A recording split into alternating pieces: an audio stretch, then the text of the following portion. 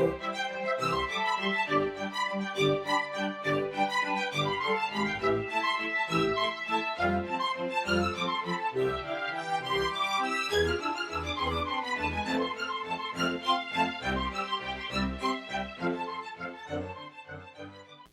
to the Secrets of College Planning.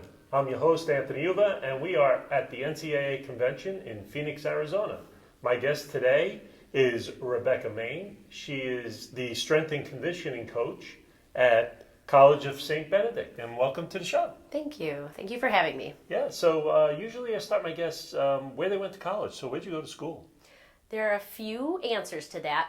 The first time I went to college, I was at the University of Minnesota Twin Cities. Okay. And I also went to Bemidji State University in northern Minnesota, but online. Okay. I also have been enrolled over in Ireland, taking some classes at Setanta College. Wow. And that is ongoing and continuing.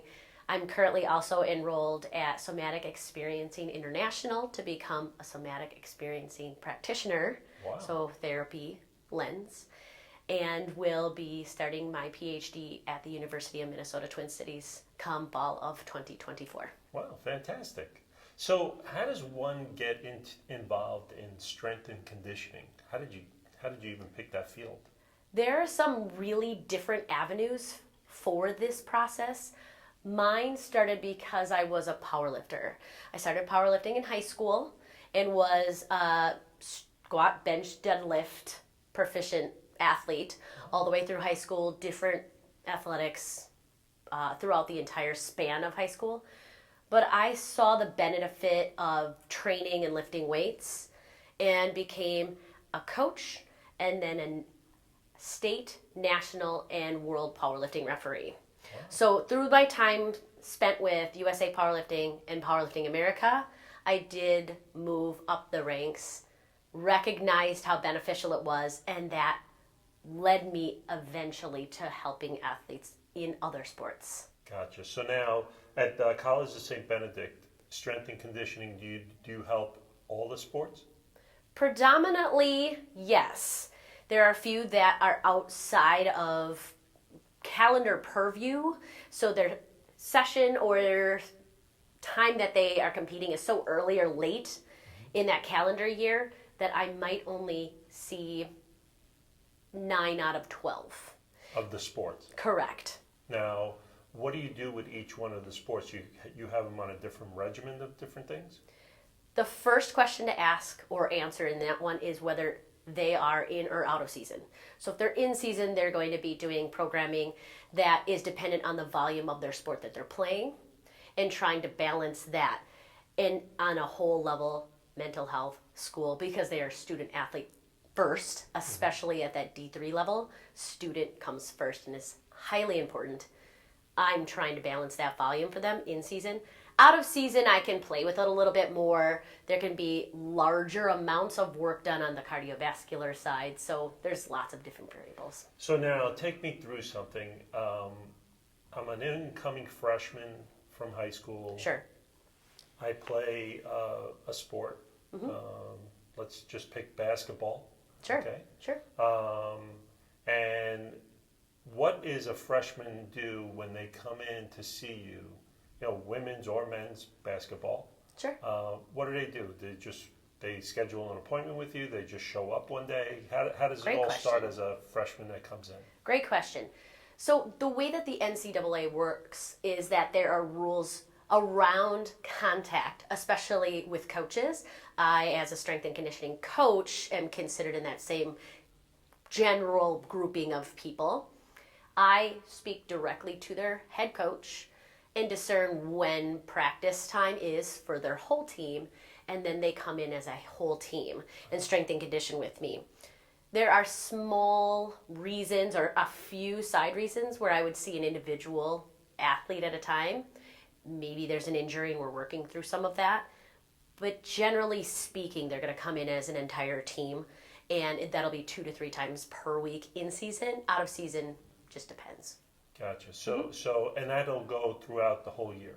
Yes.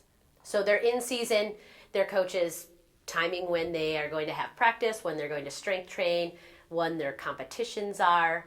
And then out of season, there isn't as much of that focus on the practice and the competition, but they can strength train a little bit more often. So now, give me an example of what are some of the exercises that the students are doing when in season. Sure. Basketball specifically has a lot of knee drive. Of course, they're shooting the basketball, so we're going to be working on that back strength, rotational. Isn't as big of a factor in that sport, however, it still is a piece. There's programming related to what we want to do for basic gross motor movement. What is the pattern that their sport does? A lot of jumping and landing. So we want a lot of power through that hip, making sure that they have glute and hamstring. So anything around glute and hamstring activation, making sure that it's not all quad dominance. Long story short, a lot of squats, a lot of powerful jumps and landings, single leg, because we want to make sure that they're equally balanced on both sides. And on a general scale, they more than a lot, well, all sports do all body, but basketball, I'm making sure that they get all of the pieces. Gotcha. So what are some of the sports that College of Saint Benedict has? We have a lot of the general sports that you would expect. So some of the sports I train that are in season currently, as we're speaking in the winter season, is ice hockey, because we're from Minnesota. Sure. And then basketball, and the other in season right now is swim and dive. And then the teams that I get to see when I go back actually this Tuesday is I'll be working with soccer, which is out of season now. Lacrosse, I also will be working with one of the teams that I don't get to see that it's technically a club sport is dance. We also have dance, which is great. And we have a couple of other teams that, depending on their schedule, will rotate in with me. And I have, sometimes we'll have contact with track and field, which they have their own strength and conditioning coach because he did a position similar to mine prior to me. We also have tennis, golf. I do not work with them. And transitioning to in-season very quickly, softball. Oh. Yeah, so really fun. So injuries, what are some of the major injuries that you handle? What comes up usually during the seasons? Sure. If it's an initial injury and it is something that happened on the field of play or wherever they are, that's going to be addressed by an athletic trainer first. And then, depending on the severity or type of rehabilitation they need, then I will work with them. If they've gone through PT and PT has cleared them, so if they've done the physical therapy and they've cleared them, they can come back to strength and conditioning. Oh, okay. Then they'll return to working with me. Regardless of that fact, there will be modification. Gotcha. So sometimes they'll actually be at strength and conditioning, maybe doing arm if it was a leg injury, or vice versa. Gotcha. So now we're down here in Phoenix, Arizona at the NCAA convention. What has you coming down here? What are you learning? What are you gathering from the NCAA convention here? I am a perpetual learner. I love to learn. If you maybe picked up from how many times I've been to college and the fact that I'm still in college, I like learning about everything, and my mindset is to help people and be a fixer. Those are two really big facets in my life, is to help people and be a fixer. So whatever I can learn to help that athlete be the best version of themselves, the better. One of the bigger focuses and lenses currently is mental health.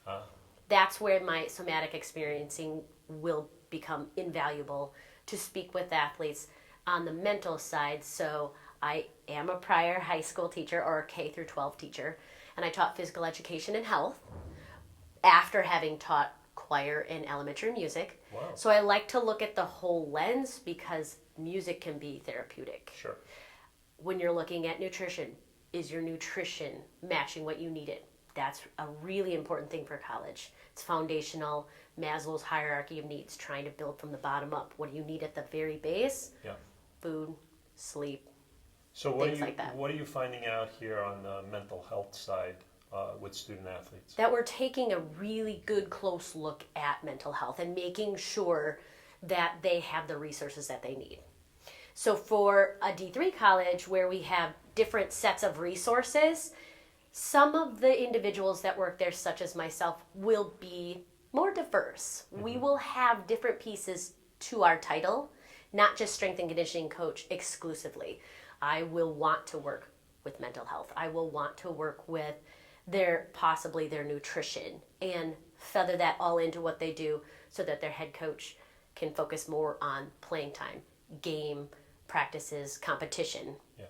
And then the other professional helping can do some of those other pieces as well. Great. Well, we're coming to the end of our show. Sure. And usually I ask my guests, what advice you want to give to students and the parents that are watching this? What advice do you want to give them? My biggest advice for somebody going to a college is to go and experience it. Take that campus tour, go on campus, ask a ton of questions. Ask things like, what do you do on a normal day? Where do you normally go? Take me to places that students would like to be and are. Show me the whole picture. And it's okay to not like something and to choose something different. It doesn't have to be what everyone expects you to do or wants you to do. You need to do what feels like a good fit for you. Great. Well, thank you very much for coming on the show. I appreciate it. Thank you. Yeah. So you've been watching The Secrets of College Planning. I'm your host, Anthony Uva. Until next time.